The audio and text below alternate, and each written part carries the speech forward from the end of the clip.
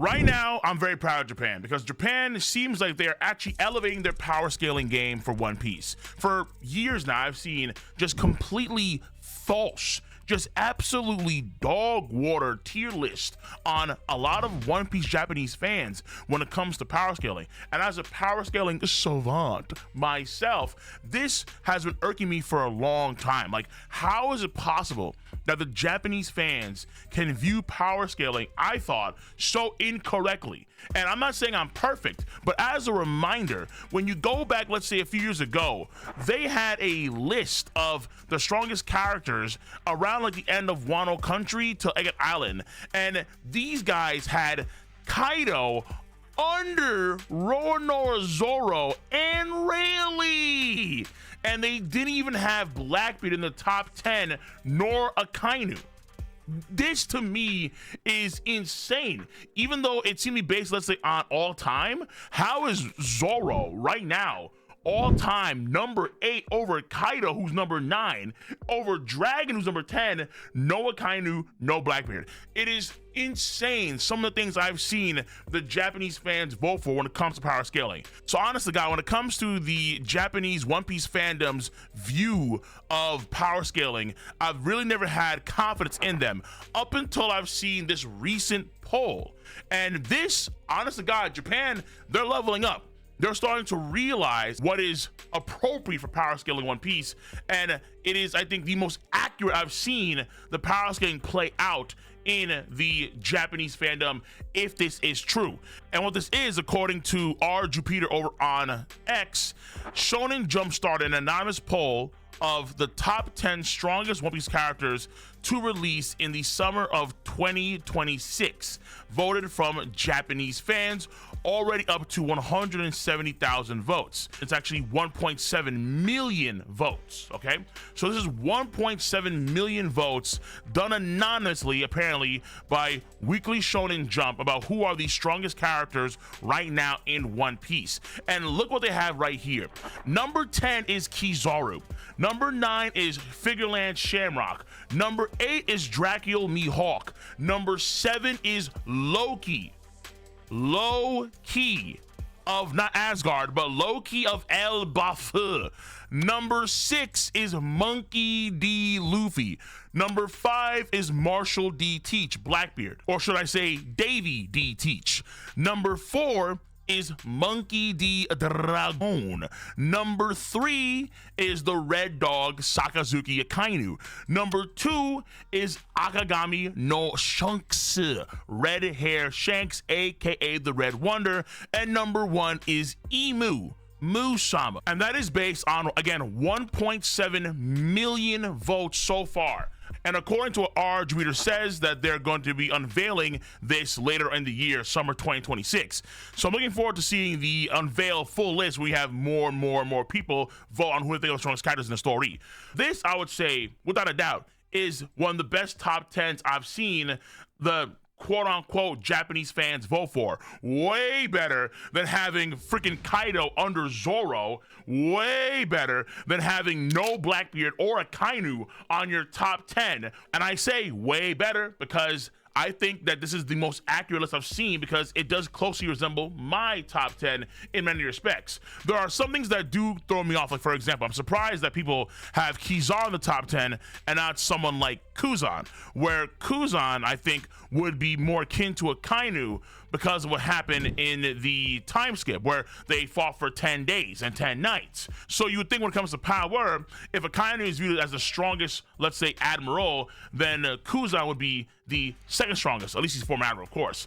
But apparently people in Japan are kind of, or at least so far, they're voting in favor of Kizaru. And I'm wondering, is that because, let's say, someone like Kuzan against Garp was very hesitant, and so he wasn't releasing all of his power when he fought against Garp? Or let's say because of his injuries, he lost a leg and so on, he's now lagging behind someone like Kizaru. So I wonder if these are the thought processes that people have in Japan right now. Many folks have said before, too, that they believe that Kizaru, based on his powers alone, being, you know, he's light, that he'd be a top 10 strongest fighter in the story.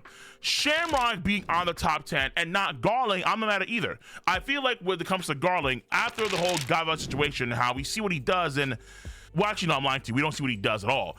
But Garling did lose to Rocks 2 times off screen during God Valley. And I think that does hamper his reputation a little bit. But Oda himself did proclaim that Garling is strong, and there's a good reason for it. However, Shamrock, we kind of know is strong. Shamrock was able to do that much damage to Loki, even though he's chained up. Even Loki himself said, like, that's like he could barely handle when the Cerberus hounds are coming his way. This man has a sword that has the same ability as the 5 elders. And he himself is probably very, very strong with his own sword skills, Haki, and so on and so forth. And Shamrock is very distinct among the Holy Knights, to where maybe he could be someone's very, very close to being worthy of the Abyssal Covenant of Emu. But Shamrock being over Garling, I'm not mad at all either. And then you have someone like, let's say, Luffy being over Mihawk. That is something that I have touted too, where right now Luffy is stronger than Mihawk. And it's not to say that Mihawk is weak, of course not, he's in the top 10. But keep in mind that the story only has so much more room to finish. And eventually, the Straw Hat crew is going to be stronger than even the Roger Pirates. They will be the strongest pirate crew in One Piece history, even the Red Hair Pirates. I'm of the mindset too that Luffy will be stronger than Joy Boy. That's my mindset. I could be wrong, but I believe that Luffy will surpass Joy Boy. If Luffy at this point in time is inferior to Mihawk, then how insane would the future power creep be in the story for Luffy to then go exponentially stronger or as strong as Joy Boy? It makes, I think, a lot more sense if you just have Luffy continuously, progressively be stronger and stronger and stronger. So in a nutshell, it makes more sense for Luffy to be this strong now. And Luffy himself is now on the precipice, I think, in this arc of Elbaf to start to awaken or learn the quote-unquote strongest Haki that the series has to offer, which is what we see with the Ameth Haki knot. That is the strongest Haki, including, let's say, even Black Blades. If Black Blades are Haki related, that Haki is inferior to the strongest Haki that Joy Boy produced. If Joy Boy said this is the strongest Haki, that is the strongest Haki. Full stop. Not Black Blades or whatever Emu's doing, or no, it's the Joy Boy Haki knot. That type of Haki is the pinnacle of Haki. Though it would be kind of ironic if he did have a Black Blade, because he did have a sword in the mural panels. I digress with Joy Boy. The idea is that though Luffy is on the verge, I think, of being in that strata of Haki, and to me, him being strong Mihawk, I think is the right call. And then Loki. Loki, we saw recently in the last chapter, Loki devastated Harald, and Harald could fight on par with Rocks, the Z-Back. I think it's a little bit too early to say that Loki's stronger than Mihawk, but I am not mad at folks putting Loki over Mihawk. Then you have Blackbeard, worthy of someone being in the top 10, absolutely. The same for Dragon, and I think when it comes to, let's say, the shonen tropes, I still want to adhere to them, at least for a bit, and I would still like to put Dragon over Luffy. Maybe after Elbaf, let's say if Luffy does learn that true strongest Haki, then I'll probably put him over Dragon at that point in time. But normally, the shonen tropes are that the main character, if he has a father, then that father and him have to have some sort of key interaction or moment, and then from there, the main character can surpass his father. But for Luffy's sake, that may not matter at all. Why? Because in Luffy's case, his real father figure is Shanks, the man that set out to sea in the first place. The man that in chapter 1, he said that he would bring a crew stronger than his crew, right? And look where folks have Shanks. Number 2, I'm not mad at folks putting Shanks under Emu. I'm not mad at folks putting Shanks above Emu. I think that Shanks and Emu are interchangeable. Again, the strongest Haki that we have seen in the story, the Joy Boy with Haki knot, the only Haki that is comparable to that is Shanks' Haki in some way. And that brought Emu to its knees. It does spit on many agendas out there. For example, the idea that Mihawk and Shanks are relatively close, even though it was based on their old rivalry. That was a thing before Shanks even met Luffy, right? But folks, even in Japan, are starting to realize that the importance of Haki is quintessential. Kaido's words about Haki transcending all things seem to be proven more and more accurate in real time. We're now finding out that in order to do lasting damage to an immortal being, what is the main way that folks know how to do that? through Conqueror's Haki, through a particular usage of Conqueror's Haki infusion. You have to apply it, be mindful in some way while you utilize your Conqueror's Haki infusion, and then you can start doing lasting damage to an immortal being. And right now in the series, the character that seems to have the strongest Haki in the story is Shanks. And the Japanese fans are starting to understand that reality. Shanks is him. So basically, I'm not mad at all, really, in any of the picks for the top 10, where previously I'll be tilted. I'll be, bro, like this is dumb. This makes no damn sense.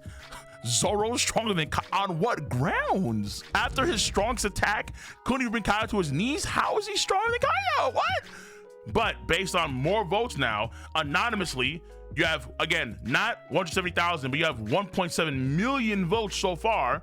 I think so far, they're kind of on point. The Japanese fans are on point. And I'm going to assume that they're assuming that Big Mom and Kaido are dead. That's why they're not on the top 10 list.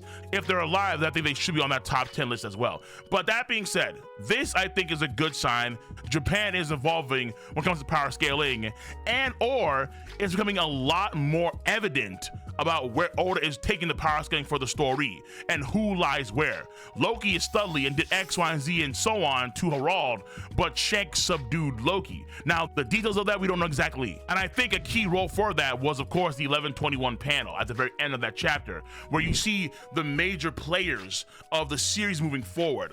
A lot of folks that we see in the top 10 are also folks that we see in that double page spread of the final panel of that chapter, proving the importance of that one double page panel. But that's what I think. Let me know what you guys think on the subject matter at hand.